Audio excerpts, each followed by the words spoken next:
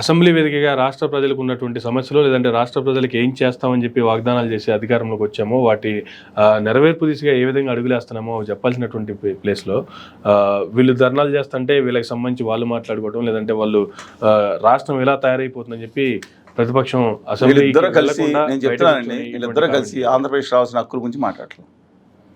వీళ్ళందరూ కాన్సన్ట్రేషన్ ఆయన మీద, ఆయన కాన్సన్ట్రేషన్ వీళ్ళ మీద. వీళ్ళందరూ కలిసి భావితరాలు దెబ్బతింటున్నాయంటే ఒక ఆయన అంటాడు, దారుణంగా మాట్లాడుతున్నారండి. ఆంధ్రప్రదేశ్ విభజన సమయంలో జరిగింది ఖండాలు ఖండించి దారుణంగా ఒట్టి చేతుల రోడ్ల మీద కూర్చొని అని మాట్లాడిన వాళ్ళు కూడా ఇవాళ జగన్ గారి హయాంలో ఎక్కువ లాస్ అయింది. ఈయనేమో దాంట్లో ఏంది నేను చెప్తాను, ఆంధ్రప్రదేశ్ పర్ క్యాపిటల్ ఇన్కమ్ గత 4 సంవత్సరాలు పెరిగిందా తగ్గిందా? 100% పెరిగింది కదా. 100% కాకపోయినా పెరిగిందండి. అంటే ఇవాళ అదే ఇంకోటి పెరిగిందని కాదు. ఓకే, పేదరికం తగ్గిందా? తగ్గింది కదా. నేను చెప్పట్లా, గవర్నమెంట్ ఆఫ్ ఇండియా మోడీ గారి ప్రభుత్వం చెప్పండి. మనం తగ్గిందని చెప్తే నమ్మేది ఎవరు, చెప్తే నమ్మేది ఎవరు? ఫారిన్ ఎక్స్పోర్ట్స్ రాష్ట్రం 2019లో 93,000 కోట్లు 90 సబ్జెక్టు కరెక్షన్ ఉంది. 2023 నాటికి ఎంతకు చేరుకుందండి? 1,60,000 కోట్లు చేరుకుంది. రాష్ట్రంలో జగన్మోహన్ రెడ్డి గారి పాలన కక్షాధిపతి సాగింది అనేది వాస్తవం. మనం పాయింట్ టు పాయింట్ స్పేడ్ చెప్పాలండి. కాన్సన్ట్రేషన్ సంక్షేమ పథకాల్లో కొన్ని హామీలు నిలుపుకోవచ్చు, మిగతా కొన్ని హామీలు నిలుపుకోలేకపోవచ్చు. ఈ కక్షాదింపు అనే పథకం వల్ల రాష్ట్రంలో చేసుకున్న మిగతా కార్యక్రమాల ఫోకస్ అంతా దెబ్బతింది. డెఫినెట్గా చెప్తున్నా. కానీ రాష్ట్రం నాశనం అయిపోయిందంటే ఎవడు పోతాడండి? భావితరాలు పోతే ఎవరు పెట్టుబడి పెడతానికి వస్తాడా? సర్వనాశనం అయిపోయింది, శ్మశానం అయిపోయిందని ఎవరి కోసం చెప్తున్నారు నాకు అర్థం కాదు. అంటే మనకి ఇష్టమైన పాలకుడు లేకపోతే ఇవాళ జగన్మోహన్ రెడ్డి గారు వచ్చారనుకోండి, ఇవాళ ఆయన పాలకులు లేకపోతే రాష్ట్రం నాశనం అయిపోతా?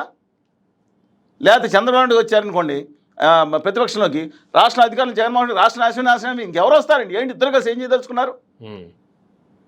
కానీ రాష్ట్ర నాశనం అయిపోయిందనా? చంద్రబాబు నాయుడు గారు వచ్చినప్పుడు 2014లో డెఫినెట్గా కొన్ని సూచికలు చాలా ముందుకెళ్ళింది.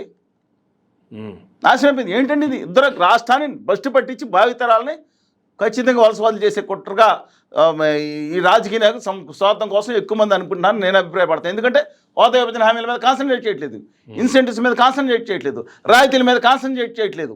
వీళ్ళని ఆయన తిట్టుకోండి, వీళ్ళు తిట్టుకోండి, వీళ్ళ భార్యలు అంటాం, వాళ్ళు అంటాం. ఏందండి ఇది? నాకు అర్థం ఏంటిది? ఎక్కడ తీసుకెళ్తున్నారు? ఎన్నికలు అయిపోయినాయి కదా, ఎవరి పనాలు చేసుకోవచ్చు కదా. ఆయన చక్కగా అడ్మినిస్ట్రేషన్ చేయమనండి, ప్రభుత్వ లోపాలను ప్రతిపక్ష నాయకుడు విమర్శించమనండి. ఆయన నాకు అర్థం కాదు, ప్రతిపక్ష హోదా కోసం కోర్టుకెళ్ళడం ఏంటండి? చెప్పండి అమర్నాథ్ రెడ్డి గారు, ప్రతిపక్ష హోదా కోసం కోర్టుకెళ్ళడం ఏంటి? ఇవ్వాల్సిన ప్రభుత్వం ఇవ్వకపోతే తెచ్చుకోవాలి కదా. ఇవాళ చట్టం ప్రకారం నాకు కొంత అవగాహన ఉంది. 10% ఉంటేనే ఇవ్వాలని ఇవ్వకూడదని శాసనసభ చట్టాల్లో లేదు నాకు తెలిసిన మేరకు. 100% అది పార్లమెంట్లో ఉంది. కానీ left to the description of the speaker, honourable స్పీకర్కి వదిలిపెట్టారు. ఆయన ఇవ్వకూడదండి, ఇవ్వక్కర్లేదు.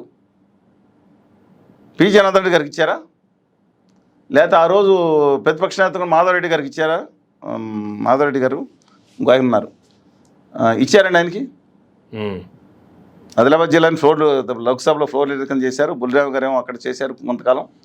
ఇచ్చారు ఎవరికన్నా?